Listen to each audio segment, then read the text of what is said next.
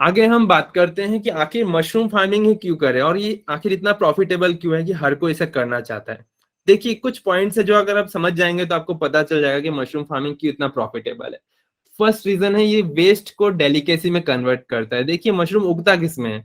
Mushroom उगता है straw, कोई भी तरह का जो भूसा होता है जिसको अक्सर जला दिया जाता है। We always hear it in news, we read it there that stubble burning is a big problem. जो दिल्ली है या आसपास के जो मेट्रो सिटीज है वहां पे पॉल्यूशन इतना ज्यादा हो रहा है क्योंकि फार्मर्स अपने एग्री वेस्ट को जला दे रहे हैं। हम डंप कर देते हैं, पत्ते हैं, ये है वो, जो भी वुड है, लॉग्स है, जो भी कचरा हम समझ के जला देते हैं या मिट्टी में छोड़ देते हैं, उसी में मशरूम उगाया जाता है। आप चाहे न्यूज़पेपर को रिसाइकल कर सकते हैं, आप शेल को, किसी भी तरह के पेपर वेस्ट, वुड वेस्ट, कोई भी पत्ता हो, कॉर्न कॉब्स हो, गन्ने के खेत का जो वेस्ट है, कुछ भी चीज हो जो भी नेचर से बनता है उसको डिकम्पोज किया जा सकता है मशरूम के द्वारा। तो जो चीज एक्चुअली फेंक दिया जा रहा है हम उसको एक वैल्यूएबल प्रोडक्ट में कन्वर्ट कर रहे हैं, तो बताइए प्रॉफिटेबल कैसे नहीं रहेगा। तो ये one of the biggest reason है कि जो मेन चीज जिसकी जरूरत होती है उसका कॉस्ट बहुत कम रहता है। सेकेंडली मशरूम जो है 3D फार्मिंग है। 3D फार्मिंग से हम क्या समझते हैं? देखिए जो नॉर्मली ट्रेडिशनल फार्मर्स हैं उनको ये रहता है कि जितना उनके पास लैंड रहेगा उतना ज्यादा उनका रेवेन्यू रहेगा, क्योंकि वो डिपेंड करते हैं उनके पास कितने एकड़, कितने बीघा जमीन है। जितना ज्यादा प्रोडक्शन करना उतना ज्यादा लैंड चाहिए क्योंकि वो सरफेस एरिया यूज कर रहे हैं। लेकिन जब हम मशरूम फार्मिंग करते हैं, मशरूम फार्मिंग पूरा होलिस्टिक 3D फार्मिंग है। इसमें हम अपने वॉल्यूम के इस्तेमाल कर रहे हैं, हमें ना सिर्फ फर्श का इस्तेमाल करना है, हम यहाँ पे रोप्स इस्तेमाल कर सकते हैं। हम अपने घर में रैक्स लगा सकते हैं जिसमें आप बहुत सारा मशरूम का बैग्स लगा के, तो आप समझ रहे हैं एक घर को पूरी तरह से इस्तेमाल करना तो, या फिर एक पूरे लैंड के सरफेस का इस्तेमाल करना, कौन सा ज्यादा प्रॉफिटेबल है? तो पर यूनिट एरिया में हम सबसे ज्यादा इसमें प्रोडक्शन ला सकते हैं। इसी वजह से मशरूम इतना प्रॉफिटेबल है क्योंकि इसमें लैंड की लागत बहुत ही कम है। किसी के पास जमीन हो ना हो, घर बैठे आप फार्मिंग कर सकते हैं। जिसके पास लैंड है उसका छोटा सा एक पोर्शन आप डेडिकेट कर दीजिए, वेस्ट को उठाइए और अपने ही लैंड में वॉल्यूमेट्रिक फार्म बना के आप फार्म कर सकते हैं। न्यूट्रिशनल वैल्यूज इसमें इतना ज्यादा है कि किसी में नहीं है। चाहे कोई भी इसका वेजिटेरियन कंपटीशन ले आइए, चाहे सोयाबीन ले आइए, कोई भी प्रोडक्ट में इतना पर यूनिट में प्रोटीन नहीं है जितना मशरूम में है। तो बहुत ही प्रोटीनियस वेजिटेरियन प्रोडक्ट है। टाइम पीरियड सबसे कम समय में उगता है। कुछ मशरूम है 7 दिन में उग जाते हैं, जैसे पिंक ऑयस्टर मशरूम 7 से 12 दिन में उग जाता है। Paddy mushroom with in 2 weeks उग जाता है। ऑयस्टर मशरूम जनरली 20, 25, 30 दिन में उग जाते हैं। मैक्सिमम जो भी मशरूम होते हैं 1 महीने से 6 महीने के अंदर उग जाते हैं। तो one of the fastest growing species है जो हम कम समय में, तो टाइम इज ऑल्सो मनी। अगर हम इन्वेस्टमेंट करते हैं उसका रिटर्न हमें कम समय में मिलता है तो हमें ऑब्वियसली पता है कि दैट बिकम्स प्रॉफिटेबल। तो इस वजह से भी ये बहुत प्रॉफिटेबल है। वेराइटीज एक बहुत बड़ी फैक्टर है।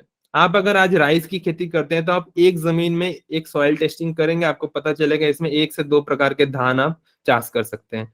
मतलब फार्मिंग के जो वेरिएशन है बहुत लिमिटेड हो जाते हैं अगर हम ट्रेडिशनल फार्मिंग की करें तो। पर मशरूम क्या है ना, एक इंडोर फार्मिंग है। इसमें आप क्या कर सकते हैं, अपना क्लाइमेट अपने आकार से आप बना सकते हैं। एक ही जगह पे आप इनोकी मशरूम भी उगा सकते हैं, पैडी स्ट्रॉ भी उगा सकते हैं।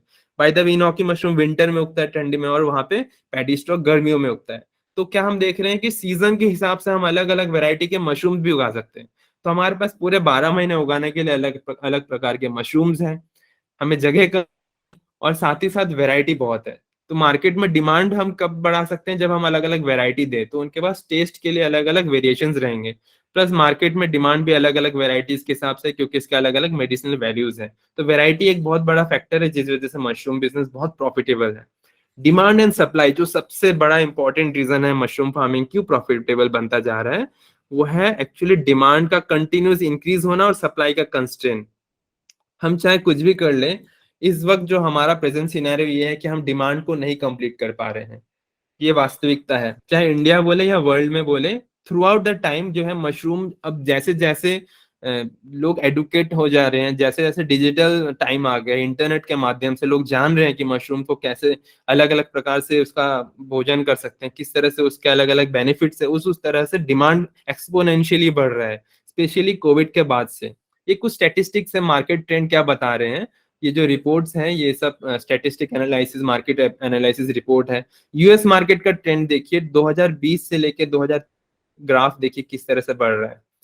और इसमें सबसे बड़ा पोर्शन देखिए कॉस्मेटिक्स, मतलब मशरूम जो अभी तक हम ट्रेडिशनली जान रहे थे कि सिर्फ ये तो खाने की एक चीज है, सिर्फ वही नहीं, ये कॉस्मेटिक इंडस्ट्री देखिए इसका कंटिन्यूसली पोर्शन जो है इस इंडस्ट्री में बढ़ रहा है। सेकंड क्या है, फार्मास्यूटिकल्स। ये जो है ये फार्मास्यूटिकल्स है।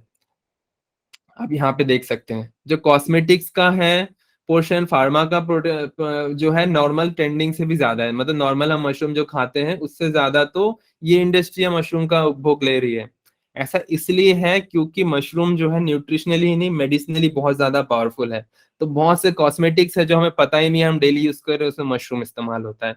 बहुत से दवाइयां हैं जैसे कि एंटीबायोटिक्स में पेनिसिलिन, हमें पता है ये मशरूम से डिराइव होते हैं। बहुत से एंटी कैंसर ट्रीटमेंट्स हो रहे हैं जिनमें मशरूम का योगदान है। तो मशरूम जो है फार्मा इंडस्ट्री बोलिए, कॉस्मेटिक इंडस्ट्री बोलिए, as a daily regular edible, अलग अलग क्विजीन्स रेस्टोरेंट अब धमाकेदार खुल रहा है पूरे इंडिया में, हर कोई नए नए व्यंजन बना रहा है। तो mushroom is something which is the future, इसमें कोई मतलब संदेह की बात नहीं है। स्टैटिस्टिक्स भी यही कह रहे हैं, डिमांड फॉरकास्ट भी ये कह रहा है।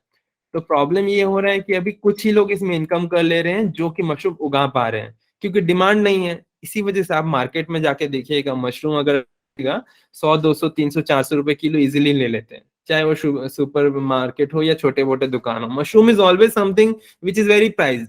जबकि हम आलू देखते हैं 10 रुपए किलो बिकता है, कभी टमाटर का दाम कम हो जाता है, साग सब्जी मतलब कुछ भी अगर देखें तो बाकी सबसे कंपैरिजन में mushroom is always 10 to 100 times more costly.